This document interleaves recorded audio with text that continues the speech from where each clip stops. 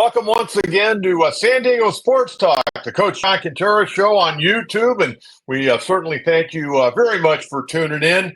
And again, if you haven't subscribed, appreciate you to be a subscriber and make sure you turn on your notifications. That way you won't miss any of our segments on the John Kentera show here on YouTube, the San Diego Sports Talk. And also you can follow me on Facebook at John Kentera. You can follow me on X at Coach Kentera 44.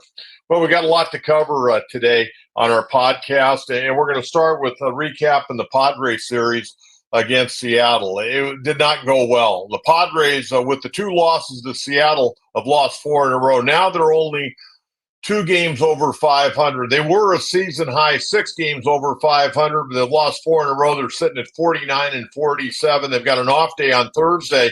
And then they've got to take on the Atlanta Braves that, quite frankly, have been a little bit up and down. But I will tell you, 2 of the 3 pitchers the Braves are throwing are 2 of the hottest pitchers going in baseball right now, Ronaldo Lopez and left-hander Chris Sale, who had another big performance on Tuesday night to pick up his 12th win of the year. And he's absolutely on fire. The Padres really didn't muster much offense in the series against Seattle. They get beat on Tuesday night. They scored 3 runs, but, they really got the runs when the game had already been decided. There's no question about that. Cronenworth hit a homer, and you got Kyle Higashioka hitting his 11th homer of the year, a 2-run shot. And by the way, that's a new career high. The last 3 years, he'd had 10 homers in each of the past 3 campaigns when he was playing for the New York Yankees. But Padres just not getting it done offensively. And that was against Logan Gilbert on Tuesday night. Then they faced Bryce Miller on Wednesday, and Bryce Miller did a heck of a job. I mean, he went out there and really shut him down and was solid for 6 innings. They turned it over the bullpen. Padres had a couple of opportunities in the ball game, just couldn't quite get that big hit, and they're really scuffling offensively. This team desperately needs to get Tatis back, and we don't know if Fernando's coming back. He may not even be back this year. They're talking about August, September, not even doing baseball activities right now. And then you got Xander Bogaerts, who I think will probably be activated sometime, maybe as early as Friday night against the Atlanta Braves. He's been down in AAA working. He was 3 for 11 in his games against El Paso. And then he was thinking about going up to play a game or 2 in Lake Elsinore. But nonetheless, they've got to get him and Tatis back in the lineup. But more than anything else, they got to find a way when they do get runners on to put the ball in play and manufacture runs. This ball club is good when they go against back-end starting pitching. They go against some of the real shooters in the game. They seem to struggle to score. And they've had a tough time all year long as far as manufacturing runs. Yeah, they'll steal a base here and there and get a 2-out base hit up the middle occasionally. But more times than not, they rely on the long ball. And I think they rely on the long ball a little bit too much. I mean, that's not going to show up 3 or 4 days a week. I mean, you got to find a way to move runners along. And I think Mike Schild at times has tried to do that. He's gone to the short game occasionally. He started runners, trying to find a way to get the first and third with, maybe 1 out, try to get a sac fly. But this team, against some of the better pitchers in baseball, not really performing all that well. And, I take a look at the Padre pitching staff, and there's a major concern right now with this staff. Michael King once again went out and threw a hell of a ball game on Wednesday against the Mariners. He got no support whatsoever.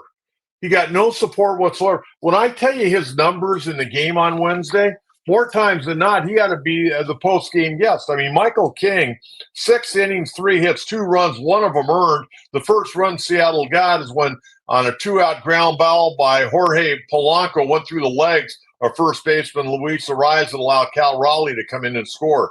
That basically was the winning run. But, Michael King was fantastic. He walked 1 and struck out 9. That's a heck of an effort. And then you look at Bryce Miller on the other side of the ledger, the starting pitcher for Seattle. He was good. 6 innings, 5 hits, no walks, but he only had 1 strikeout. Michael King, really did a heck of a job. But at the end of the day, Padres couldn't muster any offense. Padres ended up actually out hitting the Mariners 6-4, but nothing with 2 outs and runners in scoring position. And you go back to Tuesday night, believe it or not, You go back to Sunday against Arizona.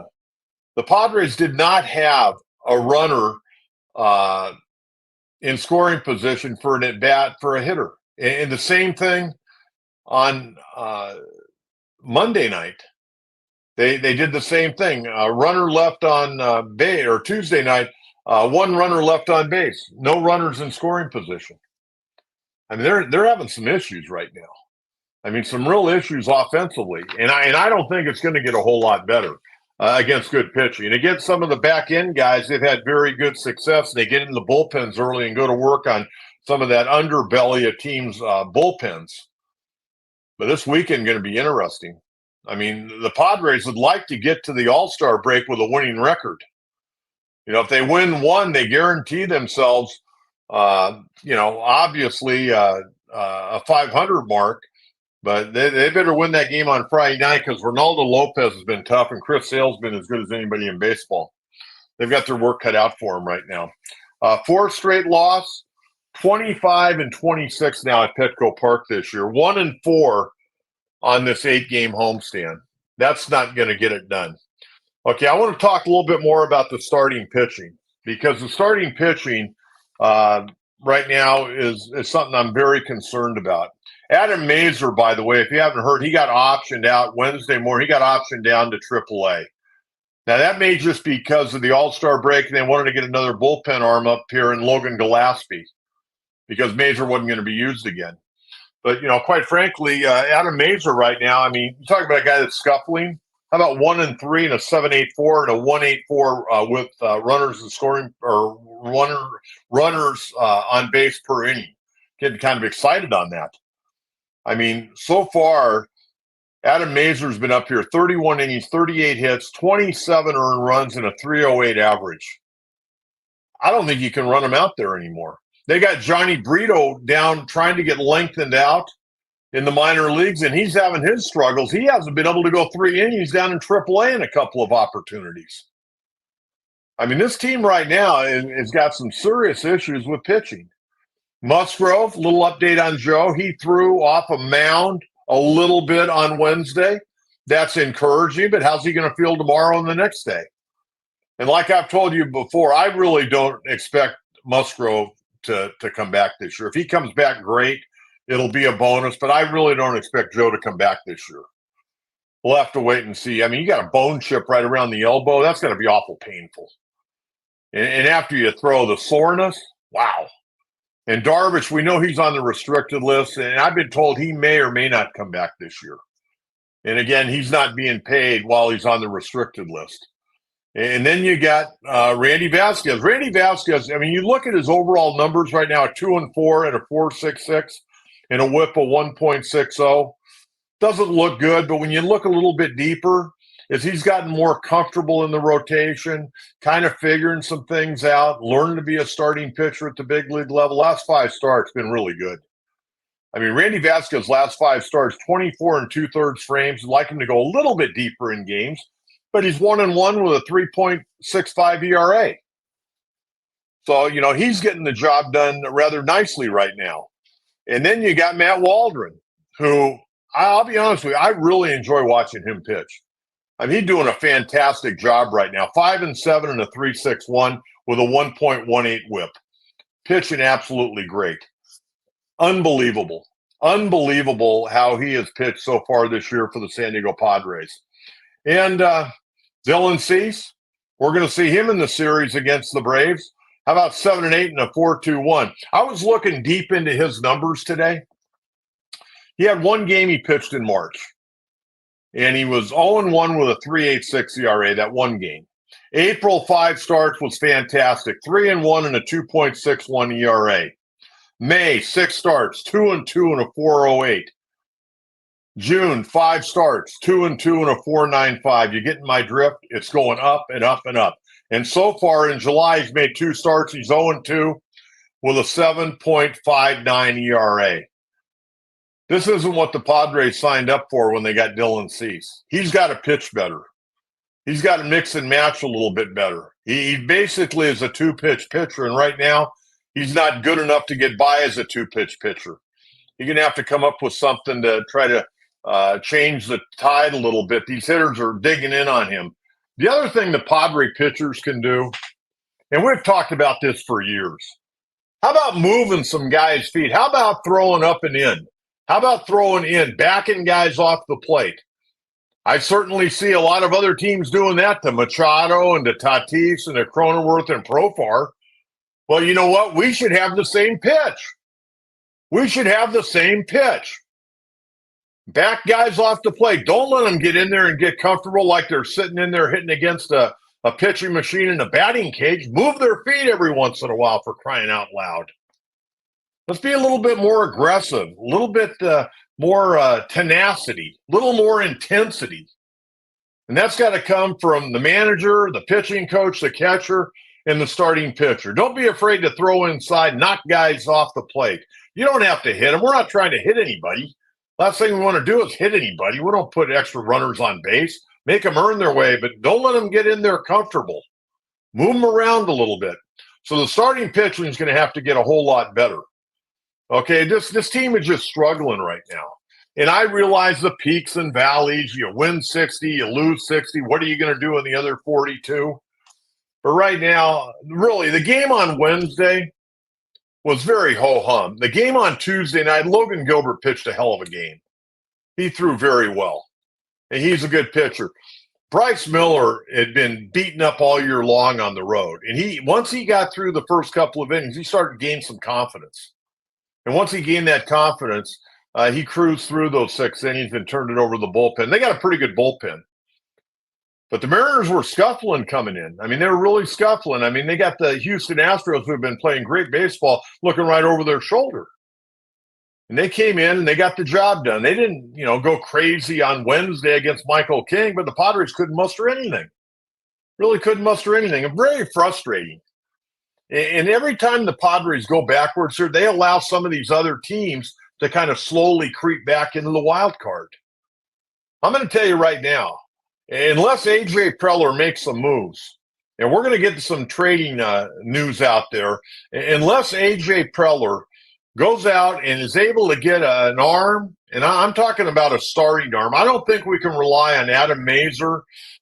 Michael King at some point, as good as he's pitched, and he's already pitched more innings this year than he pitched all last year for the New York Yankees, and he pitched more innings this year than he's ever pitched in any of his 5 big league seasons. So at some point in time, they're going to have to slow him down. And if you don't get Musgrove back and you don't get Darvish back, I mean, you're relying on this bullpen and Adam Mazur. I mean, you got to make a move. You've got to make a move. And I think some of the names out there, one of the names I heard out there was Chris Bassett. Chris Bassett's a guy that I've loved. And I was hoping the Padres were going to sign him a couple of off seasons ago. It didn't happen. He ended up going to Toronto, 3-year deal at $63 million. He's been rumored to come to San Diego. I don't see it. Why don't I see it? Even though I think Toronto's going to unload a lot of guys, and they'll probably unload Bassett, I don't think the Padres can take him. Number one, what do the Padres really have to give up right now? Their minor leagues they got 3 or 4 really good prospects, and other than that, I think it's slim pickings in the Padre farm system. But Chris Bassett this year in 2024, he's owed $21 million. Next year, he's owed $21 million as well, and then he'll be a free agent. I don't think the Padres can take that on. I really don't, and I'm a big Chris Bassett fan. But I just don't think the Padres can take him on. Now, a little bit more realistic with the White Sox, not Garrett Crochet, because you'd have to give up a couple of your really good prospects for him. And I don't know how many more innings he's going to be able to pitch this year. He's already pitched more this year than he's ever pitched, and he's a guy that's had injury problems.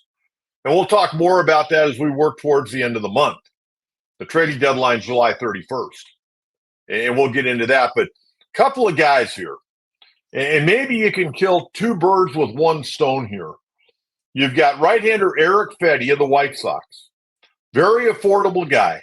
Making $7.5 this year, $7.5 next year. He was on a 2-year deal, $15 million. You can afford that. He'd be perfect if the White Sox are willing to part with him. Does a nice job. Does a really nice job. And then I don't think Bryce Johnson or Jose Azocar, I don't think they're the answer. I think David Peralta is a nice bench piece. But I think, what to think about Tommy Pham? And I know there's going to be 50% of the population in Padreville that are going to say, oh, yeah, let's go get Tommy Pham. There's going to be another 50%. No way. I don't want to touch him with a 10-foot pole. Well, I'm looking at baseball reasons. Tommy Pham may be available. You know, Tommy Pham's playing right now for the White Sox. He's playing for $3 million. He's a free agent at the end of the year. You can get him for a song. White Sox are so bad. So bad. It's unbelievable. You could get Tommy Pham for a song if you want him. Maybe there's somebody else out there the Padres are looking to go after right now. But Tommy Pham and Eric Petty, you can get those guys probably pretty cheap, I would imagine. I'm just throwing that out there. I'm not the biggest Tommy Pham person in the world, but the guy is a pretty good ball player. And one thing, he does play with some intensity, as we know. And I always love that. I love when guys play with intensity. But I don't know how I think he meshes okay with the guys in the clubhouse. I'm not sure he meshes with some of the Padres season ticket holders in the first row. But if we're trying to get in the playoffs, you might want to look at that. But we're going to talk more about that, especially over the All-Star break. We'll have a wrap-up early in the week, probably either Sunday night or Monday morning. We'll have one this week, and then we'll do one after the All-Star game and get you ready for the second half. But we'll do more trade rumors on that. Okay, I want to get to Coach's Notebook. I got some good stuff for you today. Okay, Saturday afternoon, 1 o'clock on the MLB Network. I'll be tuned in because I know both of these guys. MLB All-Star Futures game. Couple of San Diego products. Infielder Marcelo Mayer, Boston Red Sox first-round pick in 2021 out of East Lake High School. He played down there for Dave Gallegos, a great coach. Red Sox top prospect, Marcelo Mayer, and right now the seventh best prospect in baseball. He'll be playing in the game, as will outfielder Spencer Jones of the New York Yankees. Yankees first-round pick in 2022 out of Vanderbilt, played his high school ball up there at La Costa Canyon. Justin Machado, great coach, and very proud to say that I used to be his hitting coach when he was in college. He'd come back and work with me here in San Diego during the off season, and actually took him on a trip to play for the United States of America over against the Australian junior national team back in 1989. And Justin tore it up swinging the bat. And he's forged a tremendous coaching career at La Costa. And he coached Spencer Jones for all 4 years. Spencer Jones's years are at La Costa Canyon. Right now, Spencer, a number 2 prospect in the Yankee organization, 75th prospect in all of baseball. So both of those gentlemen will be playing on television on Saturday. Again, that'll be on the MLB Network at 1 o'clock Saturday afternoon. And the Padres have 2 players in the game, left-handed pitcher Robbie Snelling and catcher Ethan Salas. And I'm looking forward to seeing both of those guys. They're not having real good years right now. Both of them have struggled mightily, but they still got great talent. And again, they're both very, very young.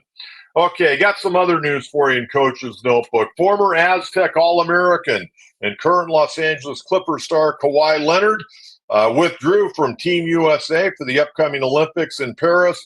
Leonard will continue to focus on his health for the upcoming NBA season. Kawhi missed the last 8 regular season games last year with right knee issue, and then their first-round playoff loss against Dallas. He played in games 2 and 3 and then shut it down. Shooting guard Derek White of the Boston Celtics will take Kawhi's roster spot. And finally, I got some news for you Aztec fans on this one. How about this? Mountain West football preseason poll. 26th year of Mountain West Conference football, and it should be a very interesting one. The rankings are out. The preseason polls. Boise State, for the 14th straight year, picked to win the Mountain West Conference. Remember, they just have one big conference now. They don't have divisions any longer. It's Boise State. They received 38 first-place votes. The other votes went to UNLV at number 2. They got 4. Fresno State got 4. So it was Boise State 1, UNLV 2, Fresno State 3, followed by Air Force at number 4. Colorado State, Jordan J. Norville in his 3rd year actually, at Colorado State with the Rams, number 5, Wyoming at 6, Utah State going through all kinds of issues in their football program, predicted to come in 7th, San Diego State 8th. How about that? Sean Lewis, in his first year, they're predicting him to come in 8th. That means you're going to have a bad year. But you know what? Nobody really knows anything about San Diego State. And that's a good thing. They're going to open the offense up a little bit. They've got a bunch of new players. Be very interesting to see. Looking forward to that. And by the way, no Aztecs picked on the preseason all-conference team. Not one player made it offensively or defensively. Not one player. That's really hard to believe. Really hard to believe. So the Aztecs predicted to come in 8th, followed by Hawaii at 9, San Jose State 10, New Mexico 11, and Nevada 12. So there you have it. And by the way, with Boise State, they've got 16 starters returning. They could be really tough this year. I mean, really tough. So we'll have to wait and see on that. All right.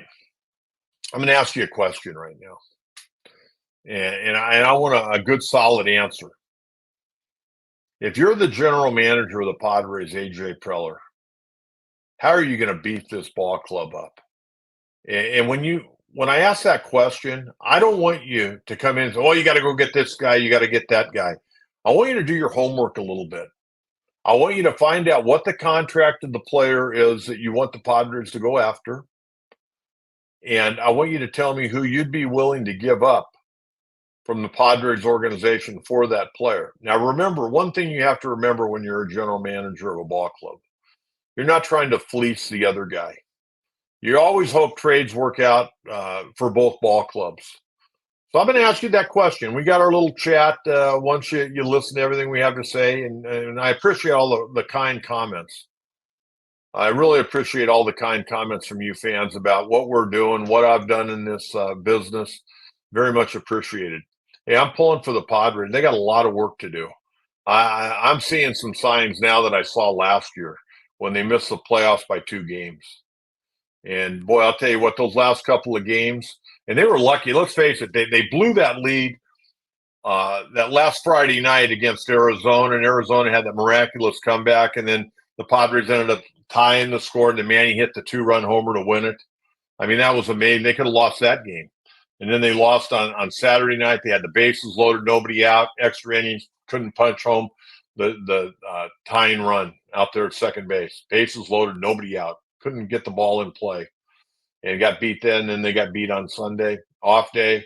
Then they got beat on Tuesday night and a ho-hum game on Wednesday. They'll be off again on Thursday, and they'll be going on Friday night. And they got some tough pitchers to go against. I mean, realistically, the guy on Friday night, the right-hander Spencer Schellenbach, 2-4 and a 5.02. He's the guy they ought to be able to climb on a little bit. Randy Vasquez going that night, 2-4 and a 4.66. Saturday afternoon, that's going to be a Fox game at 4:15. By the way, Ronaldo Lopez 7-2 and a 1.71. He's been something special. Going against Matt Waldron 5-7 and a 3.61. And then Sunday afternoon, final game of the first half.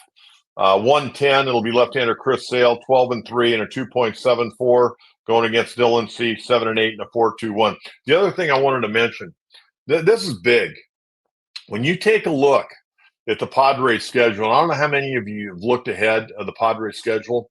They got the 3 games against Atlanta. Then they start off the second half. They got 3 games in Cleveland. They got 3 in Washington. And before they come home, they've got 3 at Camden Yards against the Baltimore Orioles. And we know how good Baltimore is. I mean, that's going to be a tough 9-game road trip. Then they come home and they got 2 games against the Dodgers. And Dodgers have all kinds of problems right now. I mean, Kike Hernandez threw an inning in the third, a shutout ball for him in that one game against Philadelphia. That's because Bobby Miller got beat up, and Bobby Miller also got sent to the minor leagues. They got all kinds of problems up there with that Dodger ball club. That's why it hurts where the Padres are at now. A couple of wins, man, they could really be putting heat on the Dodgers. But nonetheless, I want to go back to my question. I want you to think about who the Padres should target, what kind of salary that person has, and what the Padres you think would have to give up. Okay? And we'll get some more trade talk coming up on our podcast on Sunday or Monday. We haven't decided if we're going to do it Sunday night or Monday and kind of take a look at everything for the All-Star game. We'll make that decision. We'll let you know. But until then, I want to remind everyone, thank you very much for tuning in. Make sure you follow us on YouTube, San Diego Sports Talk, Coach John Kentera Show. And, of course, you can follow me on Facebook at John Kentera and on X at Coach Kentera 44. Until next time, thank you so much for listening. Really appreciate it. And hopefully by the next time I talk with you, the Padres have gotten this thing back on track. Until then, Coach John Kentera, have a great rest of the week, everyone. Bye-bye.